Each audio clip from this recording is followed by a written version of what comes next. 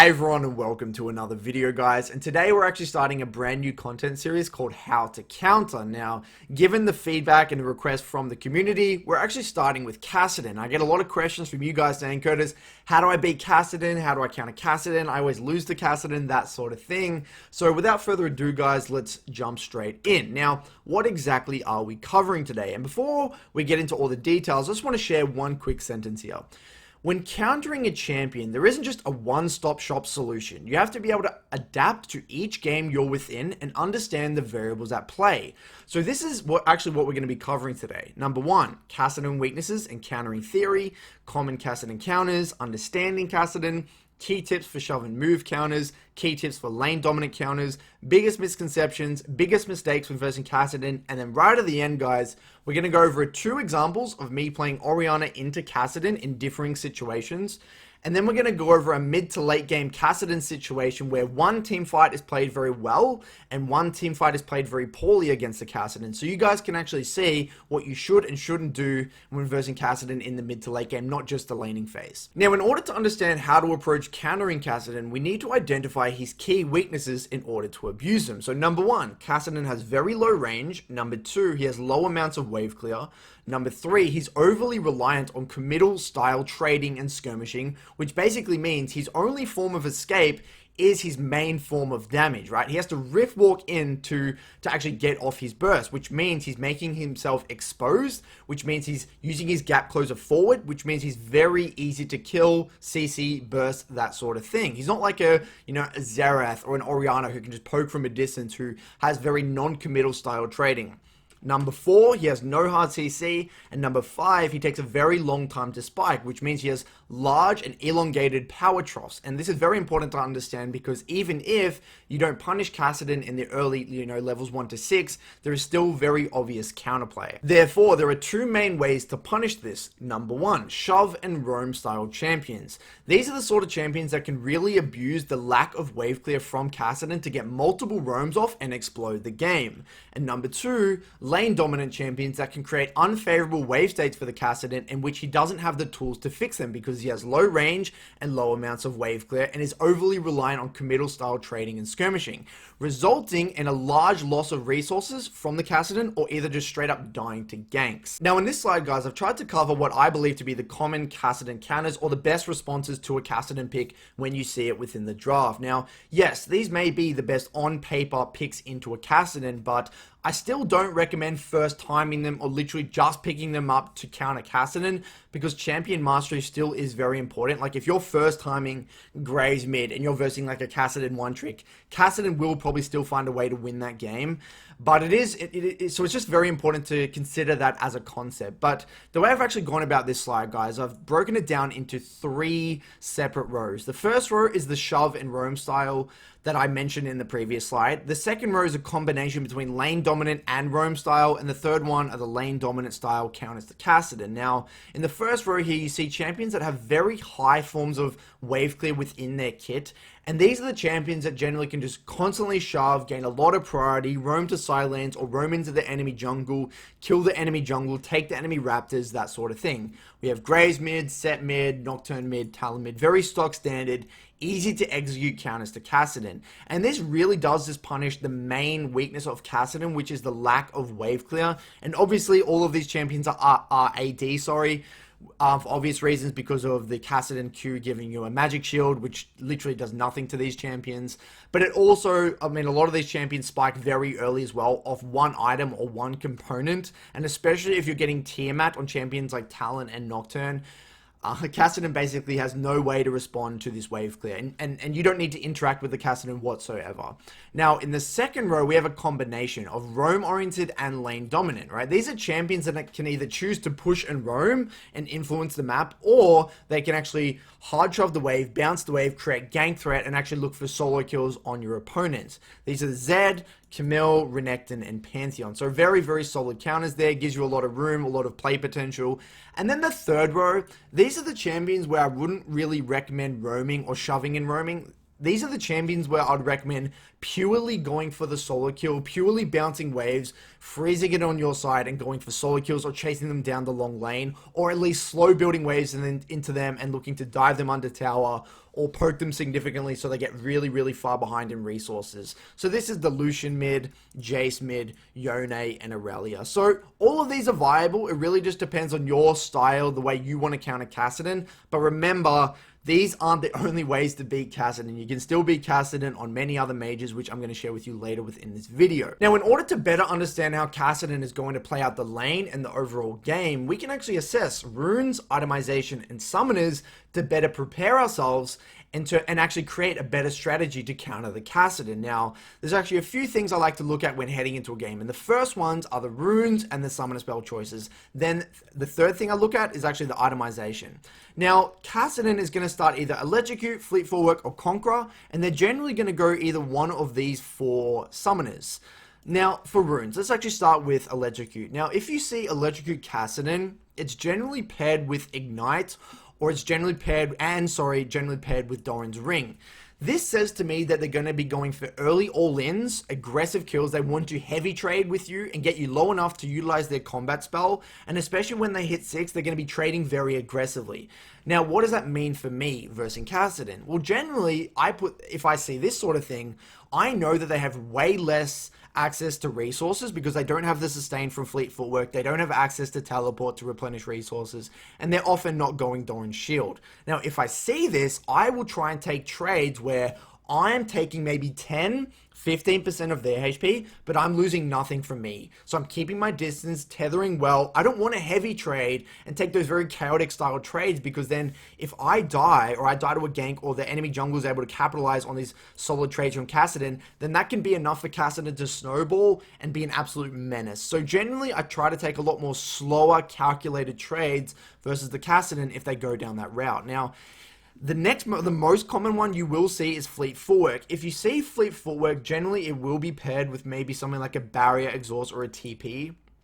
And generally paired with either a Doran's Shield or maybe a Dark Seal. This is the most defensive route for Kassadin, and in my opinion, the best route for Kassadin, because it basically guarantees that he's going to be able to survive the early laning phase without dying and without having to blow summoners.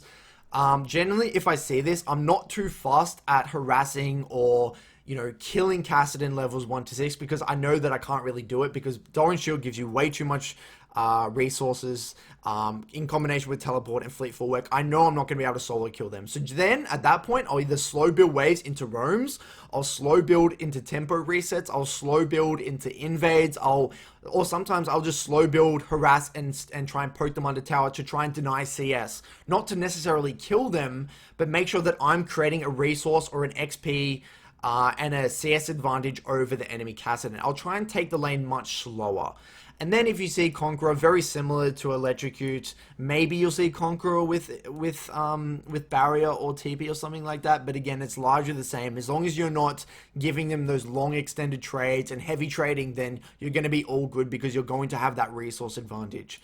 Now, then I like to look at these summoners. Now, if they take anything that isn't TP, then I'm very happy, because Kassadin has some of the weakest levels 1 to 6 trading in the entire game, which basically means I can either permanently freeze, I can hard shove levels 1 and 2, bounce wave level 3, keep the wave on my side. It's going to be very difficult for Kassadin to get the wave out, and I can deny a lot of resources, and I'm actually going to show you how I do that in the examples later on.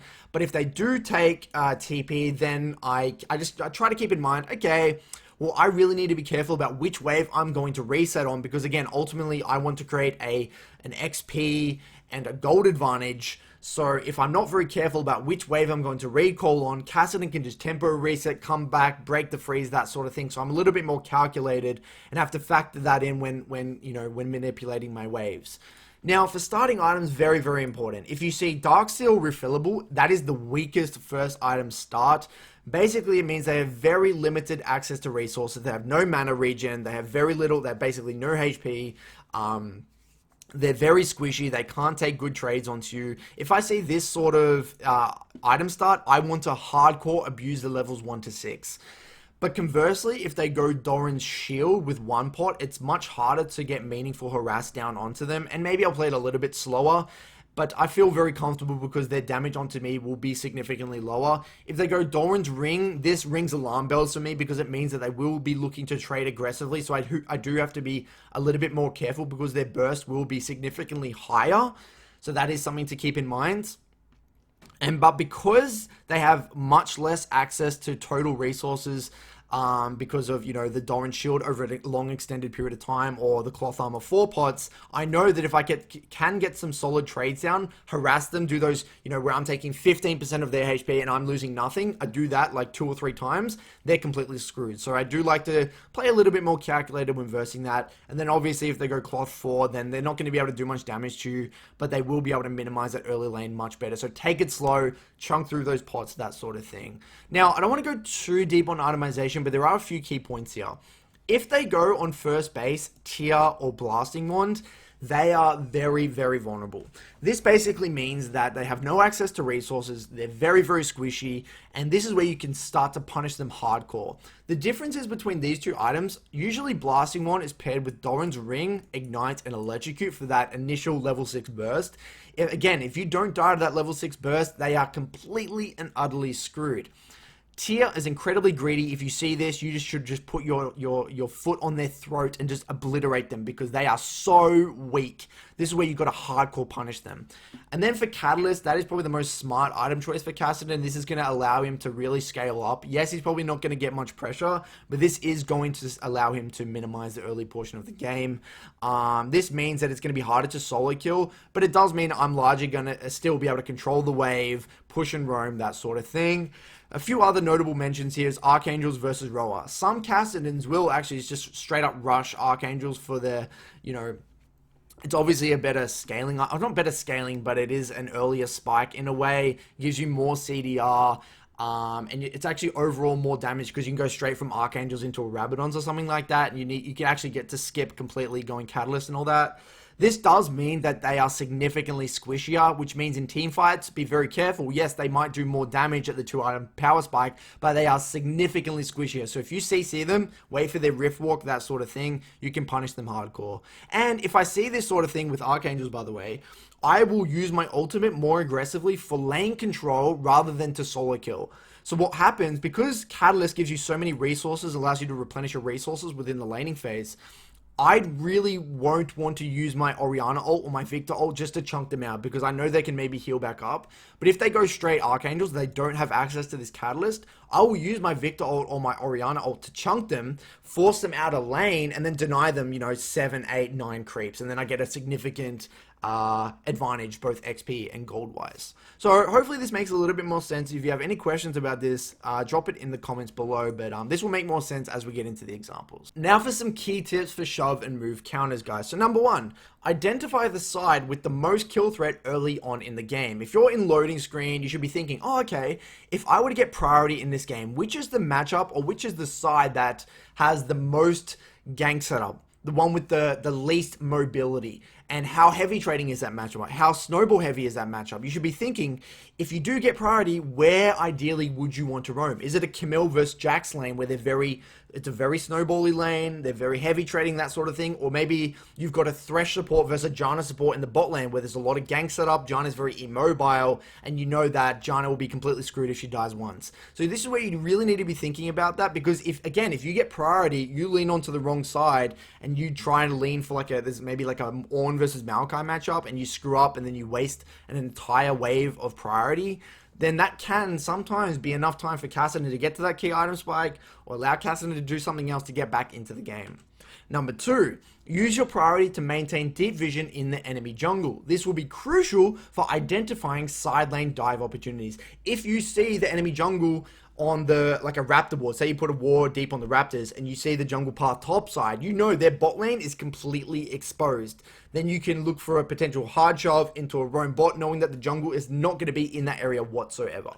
Number 3, pay attention to your jungler's location. You should be using this information to know when to sync your recalls with your own jungler, or back up invades or complement side lane plays. Very, very important. This is going to be probably one of the most important things you do if you are playing something like a Nocturne or a Talon, because again, syncing recalls, coming back on the map at the same time is going to allow you guys to essentially see more opportunities to side lane dive. You're going to be able to get objectives more effectively because, you know, if your jungler's doing dragon while you're recalling, that can actually, again, lead to opportunities for Kassadin to make a pick, that sort of thing. And then number 4 here, guys, call for objectives on spawn. Ideally, if you're playing one of these matchups where you're getting insane priority, there is no excuse for your team not to be either stacking dragons or getting rift-tailed on spawn. Very important. And the other little thing I mentioned here was second buff spawn invades. Ideally, you should be invading on the second buff spawn for the red buff, blue buff, or whatever, because you're going to have a ridiculous amount of priority. You're going to be spiking much earlier. You need to abuse this power trough from the Kassadin. And the last one here, when making a play on one side of the map, don't forget to ping Kassadin missing for the other side of the map, because again, you may be playing Nocturne and dive the enemy bot lane, but Kassadin, what does that mean for Kassadin? He may be getting a wave of priority then, in which he can dive top and maybe get a kill. So the next level players will be pinging missing mid, even though when they're diving bots, so your top laner isn't going to die to a gank. Now for some key tips for those lane dominant counters like Yone, Jace, Lucian mid, that sort of thing. So number 1, guys, call your jungler in advance when building waves into a Kassadin so you can either dive and utilize that slow built wave or deny all of the enemy XP. So generally you'll see this sort of thing. I think I kind of do that in the examples where, let's just say this is the lane here and I've actually held the wave here for a while, and say this is the enemy tower, and say I know that I'm going to be slow building, stacking, you know, 2 or 3 waves here. I can communicate in advance that I'm slow building these waves as I see my jungle in top right, in topside river here, and I can say, oh, come dive mid or come pressure mid. Then if my jungler comes as this wave crashes onto tower, either we can dive, he can loop around and dive, depending on how much poke I've actually gotten down onto this Kassadin and how good our gank setup is, or because if I'm playing like a Pantheon or something like that, they can just obviously get one shot. But even if they come here under that tower and they just harass with me, we can sometimes just zone them from the tower completely. And either, yes, maybe there may be an XP range, but they may not get any of the CS. And then his gold is completely screwed, which again is going to elongate Kassadin's power trough. This is a very crucial strategy for when you are a duo with a jungler as well. It's a very easy way to get massive advantages versus Kassadin. Number 2. Just because you are lane dominant doesn't mean you can't roam. Yes, you may be playing something like a Lucian mid or a Jace mid, but because you're going to have so much lane control, you're going to be able to build waves or significant waves again and again and again. You should still keep your eyes peeled for roam opportunities. Maybe your bot lane is dominating because you're exerting so much pressure on the map in which they're slow building waves, so maybe you can just do a Jace EQ over the wall and get a double kill or make a pick or something like that, or you can walk down as Lucian, culling them over the wall, get them a kill or 2. Still, yes, you should be having that dominating lane mindset, but there may still be roam opportunities.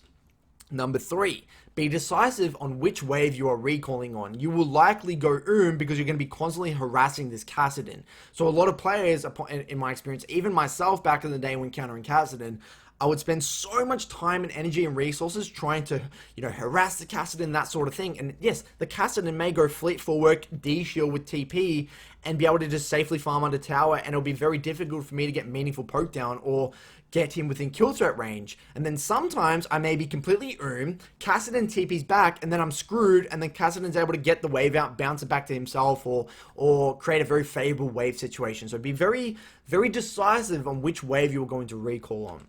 And number 4, guys, be extremely vigilant of the enemy jungler's location. If you die to one gank, your game can be completely over. If you're playing like Jace into Kassadin, and then like you die level 3 to a gank, and you have to blow flash, that can literally be enough for Kassadin to take over that game. You must always have one side to lean onto. And yes, I know this is very basic, guys, but you would be surprised how many people tunnel vision versus Kassadin because they're like, oh my god, I'm so strong, so much stronger than this Kassadin. I must harass, I must kill, and then they lose complete track of the jungler. They die to one gank, and then the game explodes. Now for the biggest misconceptions for when versing Kassadin. The first one is that Kassadin is easy to punish levels 1 to 6. This is actually wrong and very dependent on the runes that Kassadin takes.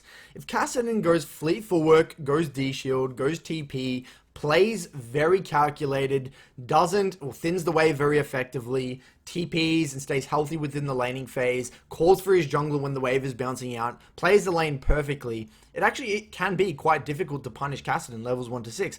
But that's not the end of the world, guys. It doesn't matter if you're not able to punish Kassadin levels 1 to 6. Yes, you might deny a bit of CS, but again, Kassadin still has very, very large power troughs. Number 2, that if you don't kill Kassadin or blow his flash levels 1 to 6, the game is over. This is also wrong. Again, like I said before, Kassadin has very big item troughs. You will be able to deny CS and create XP advantages eventually that will become larger and larger over time, in which I'll show an example of what this looks like later on.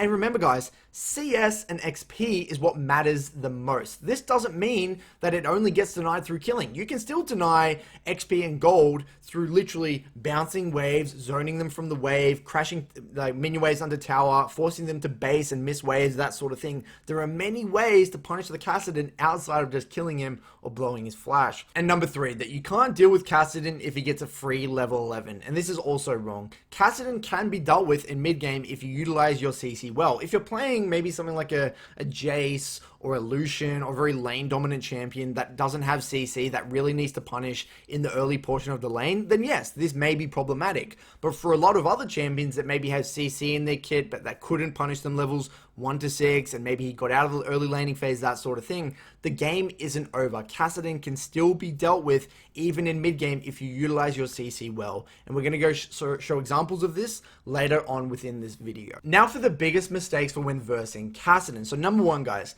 this is the single most common and most important thing that you don't do. Please, please, please don't make this mistake. If there's a single thing you're going to take away from this entire video, please make it this, okay? The biggest thing I see is that people never bounce waves. They don't let the wave come out to them, in which they're never going to be able to freeze and they're never going to be able to slow build waves. But why is this important?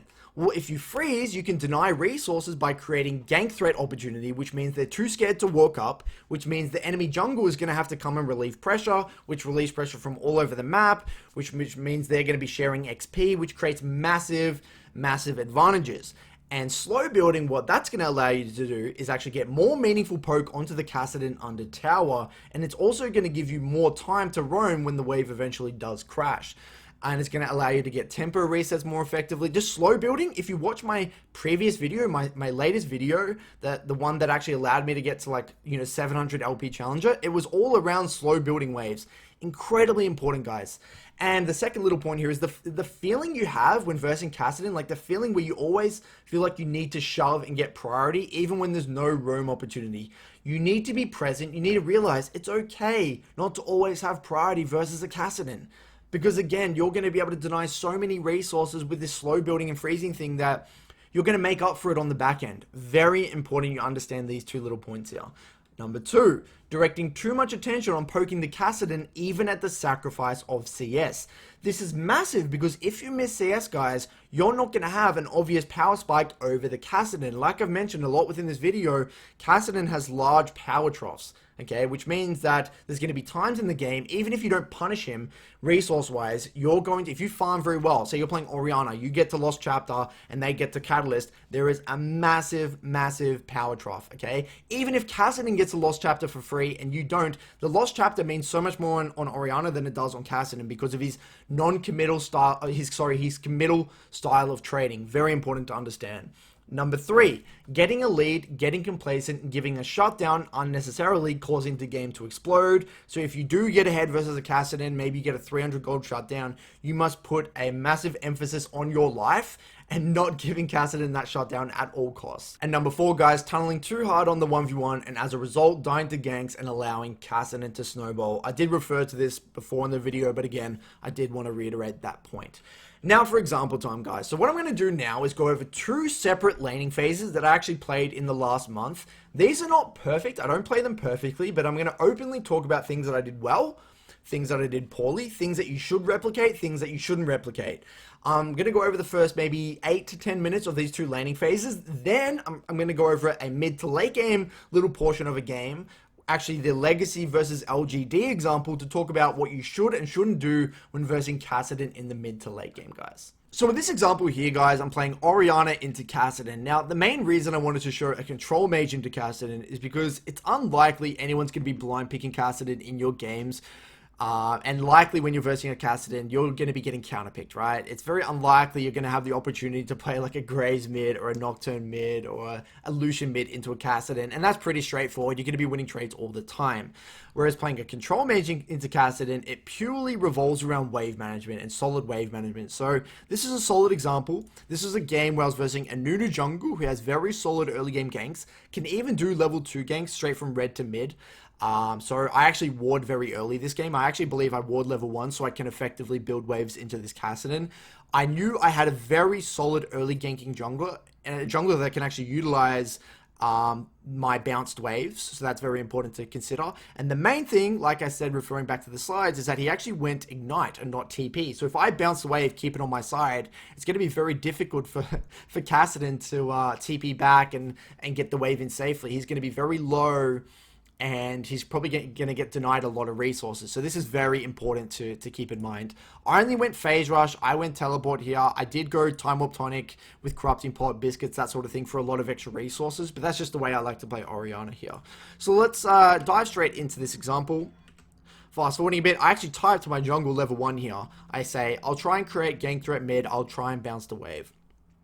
Because I knew that that's generally the way you want to go about countering Kassadin. So I actually ward level 1 here, just in case Nunu level 2 ganks mid. Sometimes junglers will try and relieve pressure from the Kassadin and do these level 2 ganks, so I try and prepare myself for it. So I start attacking the wave to begin to slow build here. I don't want to attack too much, because if I attack too much, then I'm not going to be able to stack both waves. So ideally, I want to be bouncing the first 2 waves, and then bouncing the 3rd wave. So one thing to keep in mind here, guys, you do want to be positioning quite aggressively past the wave. If you let Kassadin walk up and auto-attack these creeps for free and utilize that fleet footwork, then the wave's not going to be as big and you're not going to get enough time, or as much time, sorry, to harass this Kassadin under tower. So I try to position very aggressively, posture very aggressively, abuse that level 1, and actually force Kassadin to last hit with Qs. Even though Kassadin probably should be thinning with auto attacks here because he has fleet footwork. The other thing actually to keep in mind, remember guys, he started Darkseer with a refillable pot, which is, in my opinion, the worst item start for Kassadin. And now I know 100%. He has no TP, he has a crappy item start. I can absolutely abuse his early laning here. So I actually go E here. Sometimes I do this just to get more auto attacks off, and because E gives me, if the ball's on me, I actually get more resistances, but most of the time, I'll go QW. But I stacked the first 2 waves, nothing special here. This is actually a very bad Q. You actually kind of want to wait until Kassadin Qs first, then use my Q, but not the end of the world here. So Kassadin catches this wave under tower. I get a bit of auto attacks off, get a nice little Q, another auto attack off. Now, I don't want to touch this wave. Ideally, I don't want to touch this wave at all. I want the wave to come out to me. So let's actually see what I do here. So I see set on bot side, letting the wave come out here. I've got to be very careful with the way I use my abilities here, because if I Q through the minions and QW through the minions to try and get harassed onto this Kassadin, it's going to keep the wave pushing into the Kassadin. So I want to make sure this wave is bouncing out. And I'm leaning onto the bot side where my vision and where my jungler is. Okay, got a nice little trade. Nunu's ganking, classic timing here, leaning to my strong side, so I know I can't get a gank off. And what do we see here? The waves bouncing back out to me. Beautiful. Focusing on my CS, getting a little poke in the meantime, trying to be very careful about the positioning of my abilities to make sure that I'm not hitting that wave. All good. Getting a little bit of poke down. I feel fine to spam abilities here because I do have a lot of resources, access to resources. I have a Corrupting Pot and a Biscuit. Now I see set come because the wave's coming out right now. He's leaning to that side, but because Kassadin, like I said, is a melee champion, he has not much non-committal trading or CS ability. He has to walk up into the wave melee range, which makes him extremely vulnerable. And then my jungler is able to capitalize on the bounced wave here, and we're able to kill this Kassadin. I believe we blew his flash as well here, right? Yeah, we blew his flash as well. So, this is just the first element. This is something that is very replicable. You can do this by either communicating with your jungler, whether you're dueling with a jungler, whatever. It's very, very replicable. It doesn't matter what control mage you are playing. Even Twisted Fate, Victor, Syndra, it's all exactly the same. Now, yes, you may ask, Curtis, what would you do if the jungler doesn't come? That's completely fine. All I do here, if I know my jungle can't gank, maybe I have like an Amumu or a Shyvana jungle or like something that just can't gank, or a Kayn, then what I'll do, I'll thin this wave, I'll still keep it outside my tower, then I'll aggressive trade. I have plenty of resources here, and I'll keep the wave on my side. Then let's just say I hit the wave too much. Then I'll slow build out, walk past the wave here, refer back to my previous video. I do this all the time as Orianna and a lot of control mages. I'll walk past the wave, zone him, heavy trade, slow build a wave into either harass under tower or get a tempo reset, come back, which is going to bounce back to me. And then again, hold on my side, freeze, or again, chase down the long lane. I'm constantly playing the bounced wave game, in which eventually, when my jungle is strong enough, there's going to be kill threats, or this Kassadin's going to miss so many resources because, again, I'm going to be able to constantly harass when the wave is on this side, because Kassadin has to walk up into melee range. He's so desperate to get the wave in, right? So generally, that's what you want to be doing. And don't worry, in the second example, I actually don't kill the Kassadin at all, levels 1 to 6. And he gets an entire free early laning phase. So I'll show you what it looks like either way. But anyway, I get this gank off. We blow his flash. Now, what do I do in this situation? Remember, he does not have TP. Okay, this is exactly how you punish Kassadins that don't take TP. I just chill. I last hit. The wave is still coming back into me. Now, I know, yes, I could theoretically insta-recall here and base and spend my gold. But I'm thinking to myself, okay, I have TP. I'm not a champion that really wants to use my TP on a side lane anyway.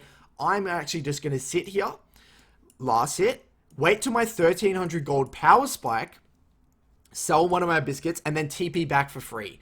That's what I'm thinking right now, because I still have access to 2 corrupting pods and a biscuit. I'm not desperate. I'm all good. So I'm just letting the wave come out a little bit here. Kassadin's getting further and further behind. Just chilling. So he's losing a lot of XP, he's losing a lot of gold, and that gap is growing larger and larger.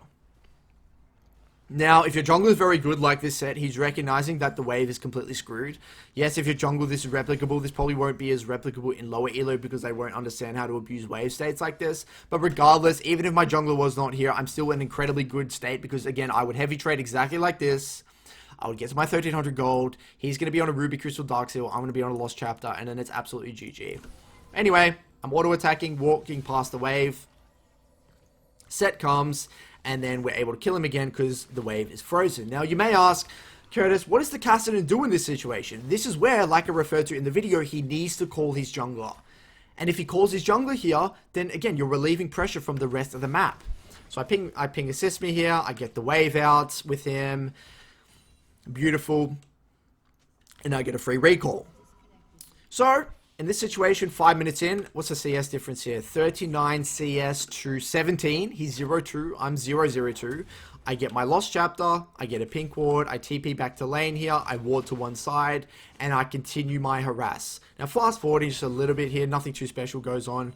But now I can start to really dominate trades.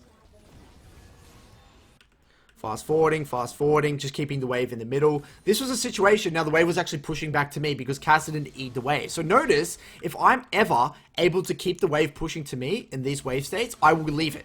I won't touch the wave. I'll try and position around the wave and maintain the push back to me because this is the best way to deny resources from a Kassadin in which the enemy jungle has to come mid. And now, I actually screw my ult really badly here. This was actually a game-losing ultimate. Really, really bad. I should have it on the other side to flick him back to me, which probably would have got a kill. Anyway, is what it is. Fast forwarding, and now I begin to slow build into this Kassadin. Remember, this is the benefit of having the wave on this side. Then I can slow build waves into this Kassadin, in which I'm going to have more minions, in which I'm going to be able to deny more CS and get more meaningful poke down. Look at this beautiful trading here. Using the lack of range from the Kassadin. Now, Kassadin, he's level 6. He has Ignite. He's going to be trading aggressively. As long as I'm not low enough to die to that all-in, I'm all good. I can utilize my Corrupting Pot, my Biscuit here. Now he's completely screwed. He has no access to resources because he has a Dark Seal and a Ruby Crystal and a Refillable. Now he's frustrated. Bait him in. And he's just dead. Nothing he can do. He's just frustrated because he can't do anything. He's just completely screwed. And fast forwarding. Come back again. Rinse, repeat. Get blue buff. And now I keep slow building waves into him. Again, look at this. Even when I'm really far ahead, I'm focusing on my CS. 80 CS at 9 minutes, which is not amazing, but it's decent. Slow build, slow build, slow build. Ward to one side as I'm slow building, so I can actually utilize my built wave safely with leaning to one side, so I can actually get that poke down. And which now the harass just becomes ridiculous. It's too oppressive for KASSADIN. Like this. Look at the KASSADIN is just completely screwed. And I believe I actually ult him here. Do I? Yeah, ult him for an aggressive trade. And now KASSADIN's going to have to probably go back to base, in which I'm going to deny a whole entire another wave of 6. So this was the first example. Pretty self-explanatory. Nothing too fancy going on. Let's actually go into the second example, where I actually do not get any meaningful poke or kills in the levels 1 to 6. So in the second example here, guys, I'm playing Orianna into KASSADIN again. This time, for some reason, this KASSADIN with Conqueror with Barrier. Okay, so he went D shield, which means he is able to minimize my early trades quite a bit better than he would if he started Dark Seal. But because he doesn't have Fleet and he doesn't have TP, I'm still going to be able to create a lot of favorable situations in terms of wave states and deny him a lot of resources. So that's something I'm already thinking about. I'm versing a set jungle, which means I do have to be careful in the early game. Graves' ganks aren't the best. We have no hard CC between our mid jungle. That is also something I'm thinking about. But again, this is more of an example about what to do post level 6. But anyway, going straight in here. This was actually Pabu. I believe this was actually Pabu's KASSADIN. He's not really the best mid laner, but he understands laning phase quite well. Anyway, just chilling, doing the same thing, trying to create a little bit of a CS advantage here in terms of minions, so I can actually slow build into this KASSADIN. I shouldn't even queue the KASSADIN here. This is actually just a mistake. I should actually just hold onto my queue here. Fast forwarding a little bit here, same thing, starting to create a minion advantage, slow building into this KASSADIN. Very similar to that first example here. KASSADIN is doing a very good job of timing those queues with my queue, in which I probably shouldn't be queuing at all. I should probably be purely reliant on my auto attacks only. Again, now KASSADIN actually makes the mistake of using Q first, and if the KASSADIN ever does that, you should punish him and walk him down with Q or abilities, knowing that he doesn't have access to that shield. And I auto attack, utilize my phase rush, beautiful trade. Again, nothing too special. It doesn't really matter how trades go level 1, 2, because the most important thing is getting that built wave into the KASSADIN. Now again, notice how I actually ward off to one side as I'm building the wave, guys, because I do want to utilize this built wave to harass under tower. There's either two options. I've said this a lot in my videos. You're either slow building into utilizing that built wave into warding, or you're warding as the slow built wave is coming out, in which you're going to be able to utilize that built wave safely under tower to harass. Either work, it just depends on the jungle you're versing and what your game plan is. So here, I don't really like the way I'm using my Q here. I should be holding my abilities a much more, or even potentially even just baiting them out. Again, fast forwarding, slow build, slow build, slow build. Nothing too fancy here.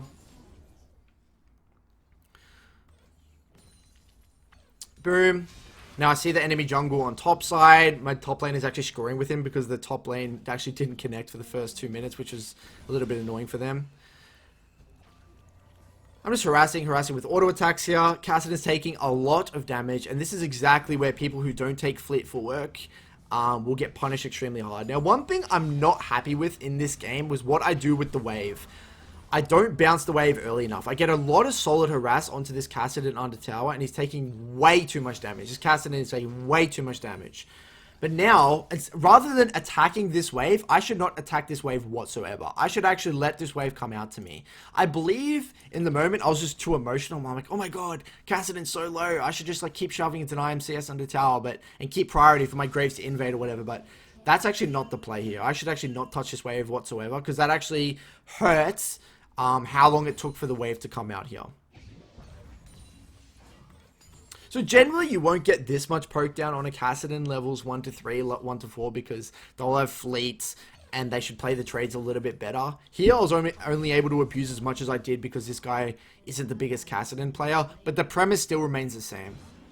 Like, this guy's probably still better than most, you know, obviously all the way up to Diamond 1 KASSADIN players, but yeah. Anyway, Wave slowly eventually starts to come out. Again, I'm trying to be very careful about the way I use my Q. I'm still not happy with my QW placement in this example.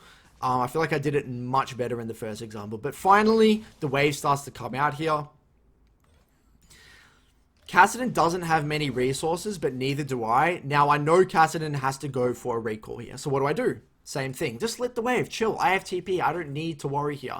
Even if KASSADIN has TP, I will probably... Right now, if he had TP, I would actually match. I would actually start my recall here, go back for a Dark Seal and a Doran's, and then, again, hold the wave here. Stop KASSADIN from getting the wave out. That's what I would do. But because he doesn't have TP, I'm able to keep the wave here. Sometimes, if I had more resources like I did in the previous VOD, let's just say I still had 2 corrupting pots left, I'll actually stay without basing, and then KASSADIN TP's back. I just hardcore harass. Force KASSADIN to use both, like, a lot of his pots already, even though he's just used his TP, and then I'll probably stay in lane to 1300 gold. But because, in this example, I don't have access to corrupting pots, I would actually match the recall, match his TP, and go for a different itemization, more of an early lane itemization. But because he does not have TP, maybe your elo KASSADINs are not taking TP, I don't know. I will keep the wave here for as long as possible, hold on to my TP, and deny CS. Now here, I don't know what I was thinking. I thinned the wave way too much here. I actually shouldn't have thinned the wave nearly as much as I did. Yes, I denied an entire wave of CS, but I could have denied even majority of this next wave as well if I actually didn't thin as much as I did. Anyway, my bad. Fast forwarding a little bit, KASSADIN comes back, trying to get this wave in, even though he didn't really need to. It was actually slow building back out to him. Now I'm just chilling in lane, waiting for my 1300 gold. So I end up chilling here, basing, selling my biscuit, getting my 1300 gold, TPing back, in which the wave actually crashed under tower because of my poor wave management. KASSADIN gets another TP, in which I hard shove here, knowing that I have an opportunity to get the wave out and bounce the wave. If I ever have the opportunity to hard shove, bounce the wave back to me, I will do that. Now, in this little window while KASSADIN bases, I get a nice little deep ward, just to spot out where the enemy jungler is. Now, the wave actually going to be coming back out to me here, in which you'll see in a second, I don't touch the wave. I just let it come out. Beautiful. Bang. Tether the max range. Auto. Take those long extended trades. And this is the problem with KASSADIN's committal trading. He has to rift walk in. And I'm tethering his Q range quite well here. Auto, Q. Sometimes I will ult for an aggressive ultimate here, but I felt like I wanted to hold on to it a little bit longer here. The wave is still coming back out to me at this point, which I'm very happy about. Beautiful.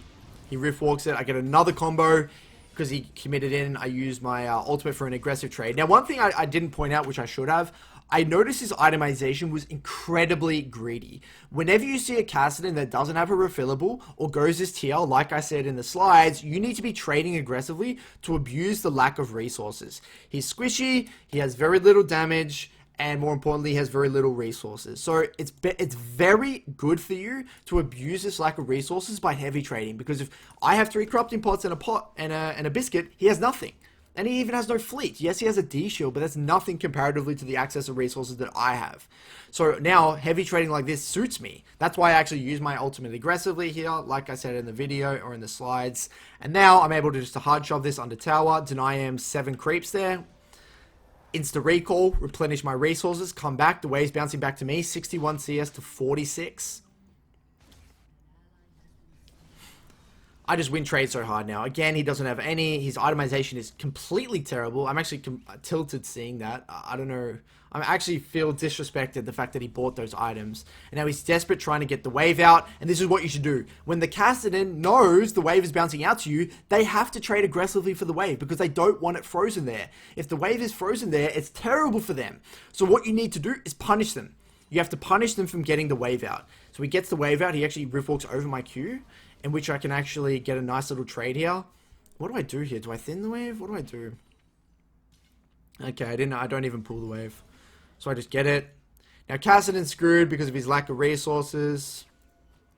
Fast forwarding here, walk past the wave. This is where, again, I can completely outrange. There's nothing really KASSADIN can do. Punish him with auto attacks, abuse his low range, his low wave clear, his lack of non-committal trading. And again, that lead, even though, yes, I haven't really killed him. I haven't, like, I didn't think I blew his flash. I just got his barrier. I can still punish him because the resource advantage, or the XP and the gold advantage, gets larger and larger and larger through the wave manipulation that I'm doing right now. And now I can literally walk past the wave, utilize my built wave, and just completely punish him. Look at this. The set coming from top side. I get 2 plates by myself here, which is very beautiful for myself. Now that lead's getting higher and higher and higher. I believe I actually kill him here.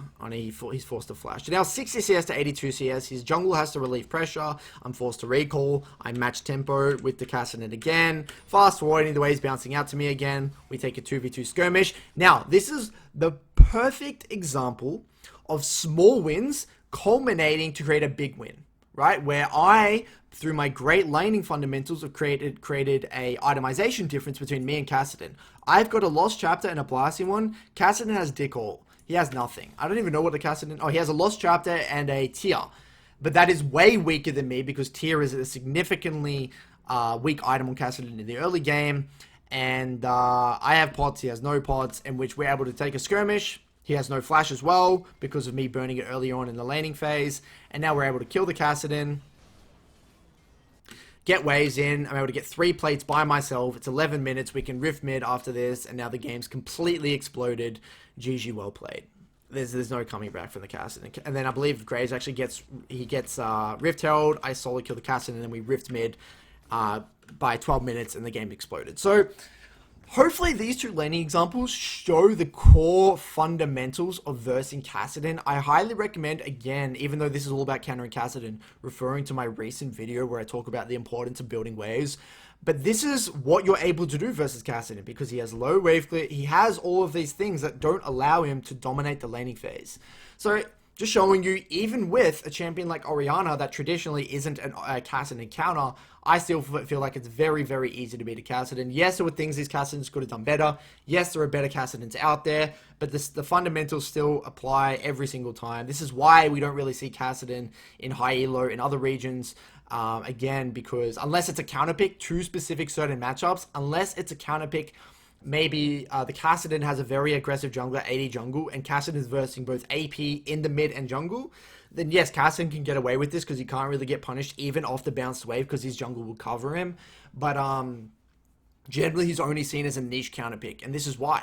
Because if you play these matchups and the person knows how to manipulate waves, you get completely punished. So now what we're going to do, guys, is actually go through a quick mid-game example to show you what you should and shouldn't do in the mid to late game versus Kassadin. So in this example here, guys, this is of the Legacy versus LGD play-ins day 2, game 2, where Tally was playing Twisted Fate and GA was playing Kassadin. Now, Kassadin got a complete free early laning phase. He didn't get punished. He free farmed for the first 25 minutes of the game and pretty much got a free level 16. Now, this first team fight is exactly how you want to play versus Kassadin in the mid game. And then the second team fight is exactly what you don't want to do. So what do we know about Twisted Fate? Twisted Fate has hard CC.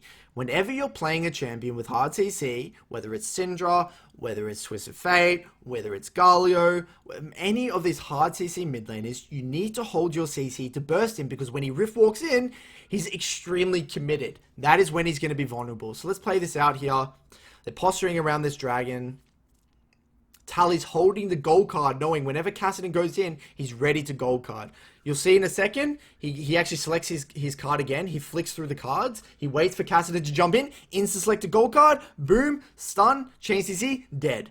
That's if you're playing Clash, if you're playing in mid-game, that's exactly what you want to be doing. Ideally, you have a lead before then, but that's how you want to be playing these team fights. And Legacy actually ended up winning this team fight, and this was one of the few times where it looked like they were going to potentially win this game. Now, if we fast forward later in this game, there was another fight around the dragon, I believe it was this fight, where they lose. Now, look at the main difference between these team fights here. Kassadin is... Alright, let's go back here. So Kassadin is chilling.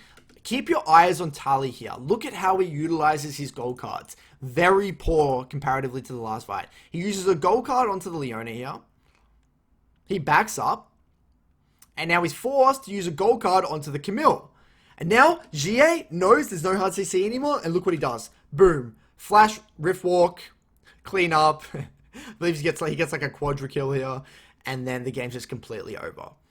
Okay, yes, the game state's a little bit different, and yes, Tally here shouldn't even been in this position. Tally should have actually been on their Nexus, and they should have won this game. But as you can see, two completely differing team fights where they don't hold hard CC for the KASSADIN, even though in this situation, Tally kind of was forced to use his hard CC on the Camille, because it's a very good comp from LGD, double dive onto your mobile champions. But the premise still remains the same, and I'm just trying to get across the main fundamental that you should be applying when versing KASSADIN in the mid to late game, guys. So hopefully you enjoyed this video. Hopefully you can take a few things away from it. Let me know if you want to see more videos like this and of what champions you want to see counted.